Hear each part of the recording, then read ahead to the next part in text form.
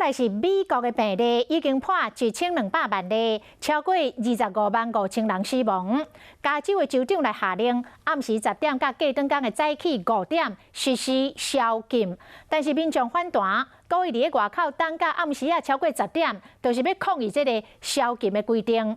到底什么时阵才会当做新冠病毒的预防策略？美国的官员讲，上紧12月11，美国人会当开始做。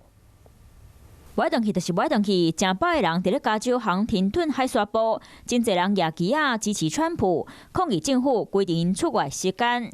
加州州长纽森讲，21号开始，逐工暗时10点到过顿工5点袂当出门。其他参像费城、纽约、有华盛顿州，嘛拢有进一步做限制规定。不过，专家就烦恼讲，就算真侪人愿意踮伫厝内，嘛是有少数的人无愿意配合。而且26号就是感恩节，专家愈烦恼，民众若是开始坐车、坐飞龙机，疫情传播的风险就会对咧加重。As we're getting into the colder season, particularly the situation with the holiday season where you see people traveling, you see the clips on TV, people's at airports. I mean, those are the things we've got to realize are going to get us into even more trouble than we're in right now. 想要降低传播风险，除了食洗手、莫收食出门，即马可以当做疫苗。